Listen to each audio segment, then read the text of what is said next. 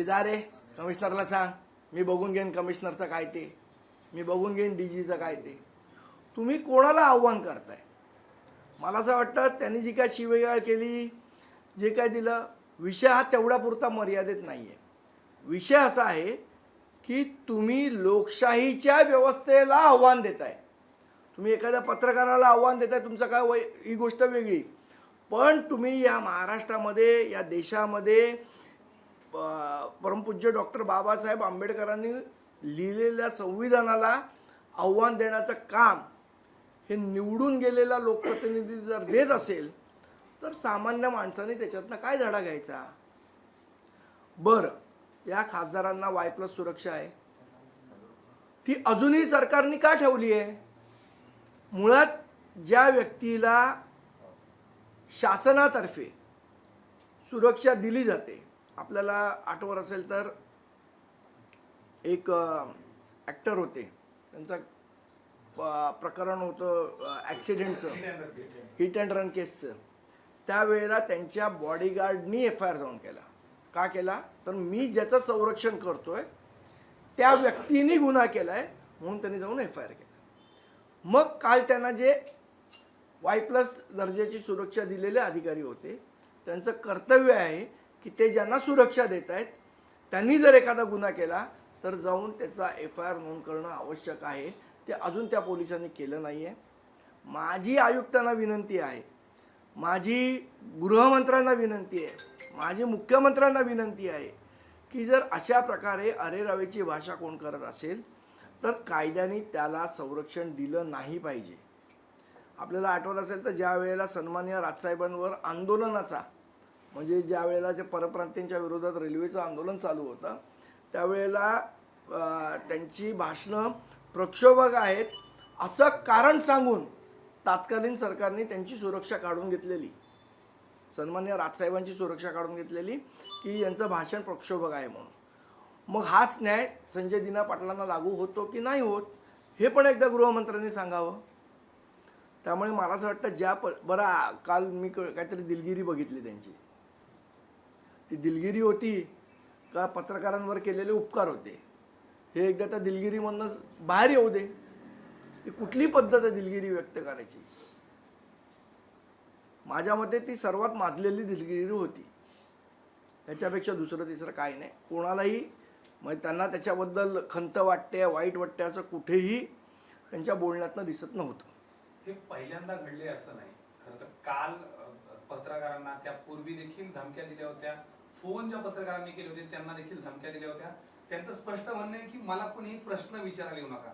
लोकप्रतिनिधींना प्रश्न विचारायचे नाहीत यापुढे. नाही, मला असं वाटतं ज्या पद्धतीने ते वागतायत किंवा हे कोणाचं संरक्षण आहे त्यांना, शेवट कोणाचं तरी संरक्षण असल्याशिवाय ते म्हणतात की माझ्यापुढे कोण आलं तर मी त्याच्यावर बॉम्ब टाकीन, नाही तर गोळ्या मारीन. ही कुठली भाषा आहे? ही कुठली लोकशाहीत आपण जगतोय? आणि अशा लोकांना जर सरकारने स्पेअर केलं तर हे वाढत, उद्या ते बोललेत, उद्या अजून कोणतरी बोलेल, त्याच्यानंतर अजून कोणतरी बोलेल. आणि मग कायद्याचं जे मुख्यमंत्री नेहमी म्हणतात की इथे कायद्यापुढे कोणी नाही, तर एकदा हे मुख्यमंत्र्यांना सुद्धा सिद्ध करावं लागेल की कायद्यापुढे कोण नाही, खासदार पण नाही, हे सिद्ध करावं लागेल. आता एक फोटो मी तुम्हाला दाखवतो. हा बघा, हा फोटो आहे.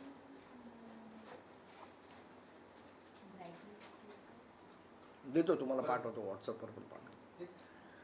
हा फोटो, ही व्यक्ती ही कोण आहे, याच्यावर आत्ता कुठला गुन्हा दाखल आहे, ही व्यक्ती फरार आहे का, आणि असेल तर कुठल्या गुन्ह्यामध्ये फरार आहे, नाशिकच्या केबल चोरीशी या व्यक्तीचा काही संबंध आहे का? जी केबल चोरी झालेली, जवळजवळ 10 कोटी रुपयाची ती चोरी होती, त्याची बातमीची लिंकही पाठवतो तुम्हाला.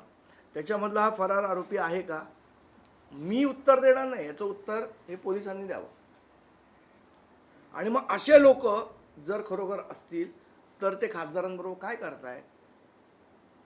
बरं, जी गाडीचा आपल्याला माहिती आहे ॲक्सिडेंट झाला होता त्यांच्या महत्वाची, ती गाडी या व्यक्तीच्या नावावर आहे का, हा माझा प्रश्न आहे.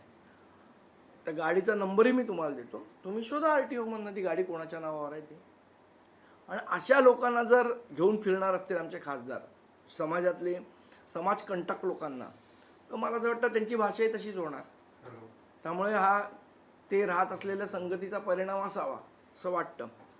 या खासदारांचा याला एक लागूनच एकच प्रश्न फक्त संबंधित फोटो किंवा त्याबद्दल तुम्ही त्याबद्दल काही माहिती घेतली कारण जी माहिती कळते त्या बघा. असणारी अनेक लोक ही गुन्हेगारी जगताशी संघटित असल्याची माझी माहिती आहे गुन्हेगारी जगाशी संबंधित आहे, पण मी हे बोलणार नाही. हे मला असं वाटतं पोलिसांनी सांगितलं पाहिजे. ही व्यक्ती कोण आहे हे पोलिसांच्या तर रेकॉर्डला आहे ना, त्यांनी सांगावं ही व्यक्ती कोण आहे ते.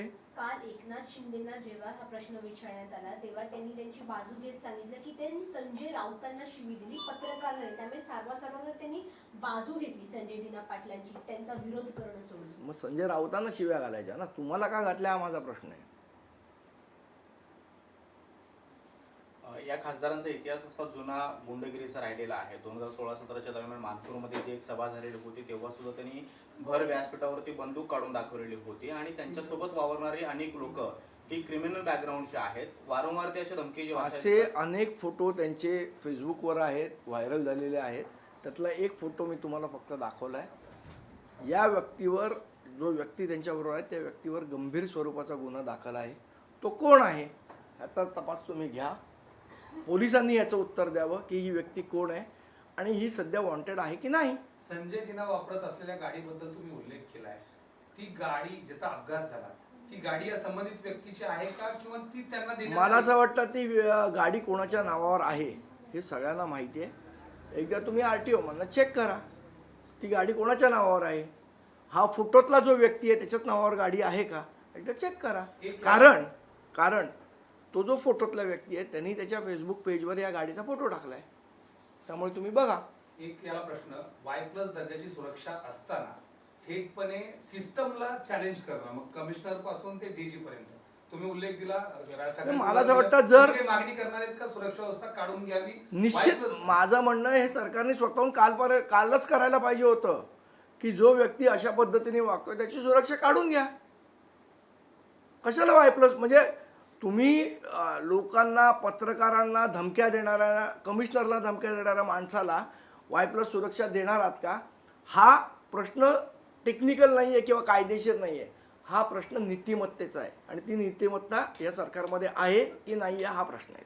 त्यांचा एक व्हिडिओ आहे त्यामध्ये ते असं सुद्धा म्हणतात, माझ्यासोबत पोलीस सुरक्षा आहे ती फक्त काढा, माझ्यासोबत माझी स्वतःची सुरक्षा आहे, मी दाखवतो संजय दिना पाटील काय. नाही, मला असं वाटतं की इथे या मुंबई शहराने अनेक मोठे मोठे गँगस्टर बघितले. आज त्यातले कोणीच शिल्लक नाही आहे. त्यामुळे गँगच्या जीवावर आणि नावावर कोणीही कोणाला धमक्या देऊ नये.